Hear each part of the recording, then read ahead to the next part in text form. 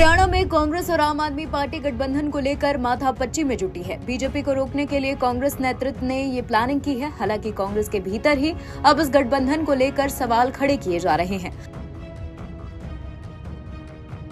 हरियाणा विधानसभा चुनाव को लेकर बीजेपी ने उम्मीदवारों की पहली लिस्ट जारी कर दी है। उधर विपक्षी खेमे में शामिल कांग्रेस और आम आदमी पार्टी अभी गठबंधन की राह तलाशने में जुटे हैं। दोनों ही खेमे पिछले कुछ दिनों से लगातार गहन विचार विमर्श में जुटे हुए हैं। कांग्रेस के कुछ नेताओं ने जरूर अरविंद केजरीवाल के नेतृत्व वाली पार्टी के साथ किसी गठबंधन पर आपत्ति जताई है। बावजूद इसके हरियाणा के लिए कांग्रेस की उप समिति के कई वरिष्ठ नेताओं के साथ परामर्श किया जा रहा है। उप समिति में राज्य के AICC प्रभारी दीपक बाबरिया, TS सिंहदेव और अजय माकन जैसे नेता शामिल हैं। कुछ नेता जहां मत के विभाजन को रोकने के लिए आप के साथ गठबंधन के पक्ष में है, तो वहीं कई दूसरे नेताओं ने इस पर आपत्ति जताई है।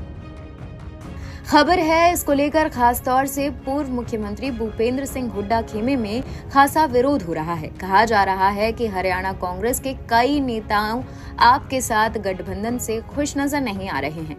इसके अलावा कई विधायकों की टिकट कटने की अटकलों ने भी हुड्डा गुट के नेताओं को परेशान कर दिया है। रिपोर्ट के अनुसार सूत्रों का कहना है कि आपके साथ सीट बंटवारे के मुद्दे पर कांग्रेस में ही असहमति बन रही है।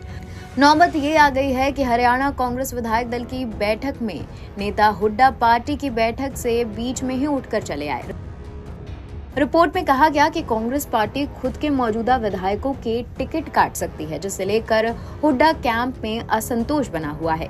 कांग्रेस नेता कैप्टन अजय सिंह यादव ने जब 2024 हरियाणा चुनाव के लिए कांग्रेस आप गठबंधन की बातचीत के बारे में उनसे पूछा गया तो उन्होंने दो टूक जवाब दिया। अजय सिंह यादव ने कहा कि हरियाणा में आम आदमी पार्टी का कोई आधार नहीं है और मुझे नहीं लगता कि उन्हें यहाँ जगह क्यों दे, लेकिन अगर कोई मजबूरी है तो ये आला कमान ही तय करेगी। वो राज्य में उनके साथ समझौता करना चाहते हैं या नहीं। बाद में सवाल पूछे जाने पर उन्होंने ये जवाब दिया, सुनिए। डॉक्टर साहब, बाकी बचे सीटों पर कब तक फैसला हो जाएगा?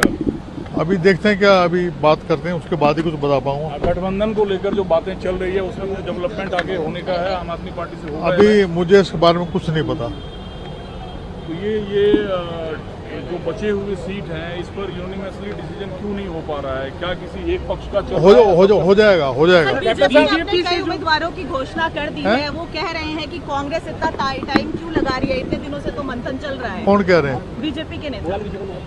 वो कहते रहे हमारा काम हो जाएगा। कर दीजिए। बीजेपी की जो टिकटें हुई है वो कह रहे हैं कि सभी वर्गों को देख के हमने 70 वितरण किया। उनकी टिकटें ऐसी हैं, हम 70 पार जाएंगे। लिस्ट आपने भी गठबंधन को लेकर लिस्ट दिया, उस पर क्या विचार किया जा रहा है? जो लिस्ट आपने दिया था गठबंधन अगर हाईकमांड चाहेगी तो करना ही पड़ेगा ना जी। मतलब क्या शीट शेयरिंग कोई फॉर्मूला तय हो पाया? अभी कोई फॉर्मूला तो अभी दूसरी ओर TS सिंहदेव ने गठबंधन की संभावना पर पिछले दरवाजों से विचार विमर्श जारी करने की बात कही है। प्राइमरी स्टेज पे कंसल्टेशन लगभग कंप्लीट, जिनसे कंसल्ट करना था सीनियर लीडर से, वो कंसल्टेशन लगभग कंप्लीट हो गया है। जिन्होंने अपनी बात रखनी थी वो रख दी है। किसी के मन में था कि अच्छा हम लिख के दे देंगे, तो उनको समय दिया गया है कि आप लिख के भी दे दें। कोई और सजेशन आपके अगर छूट गए हो तो आप लिख के भी दे दें। अब कल जो फाइनलाइजेशन एक होगा, वो सारी बातों को ध्यान में रखते हुए रीजन विनेबिलिटी क्राइटेरिया नंबर 1 हमेशा विनेबिलिटी होना ही चाहिए। सेकंड, प्रोपोर्शनेट रिप्रेजेंटेशन, यूथ को भी होना चाहिए, लेडीज को भी होना चाहिए with in the criteria of winnability. इनका भी ध्यान देना है। फिर आजकल डेमोग्राफिक रिप्रेजेंटेशन, समाज के हिसाब से भी रिप्रेजेंटेशन। अब 100 अगर उपजातियां हैं तो टिकट तो 90 ही है, तो सबको भी नहीं हो सकता। फिर भी जितना पॉसिबल है विनेबिलिटी को ध्यान में रखते हुए वो प्रयास किया जाएगा।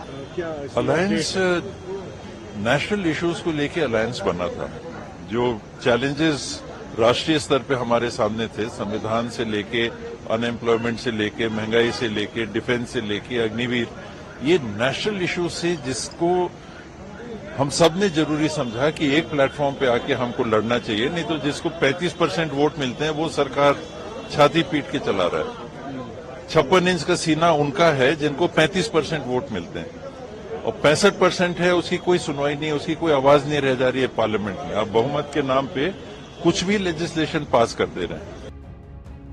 हरियाणा विधानसभा चुनाव के लिए कांग्रेस और आप के बीच सीट बंटवारे पर बातचीत जारी है। दोनों ओर से कड़ी सौदेबाजी हो रही है। हरियाणा में 90 सीटों में से 5 अक्टूबर को मतदान होगा और मतगणना 8 अक्टूबर को होगी। हंगामा टाइम्स की तमाम खबरों को देखने के लिए हंगामा टाइम्स को सब्सक्राइब कर लीजिए और बेल आइकन दबा लीजिए। अगर आपको ये वीडियो अच्छा लगा हो तो लाइक बटन प्रेस कर अपनी प्रतिक्रिया हमारे कमेंट बॉक्स में देना मत भूलें।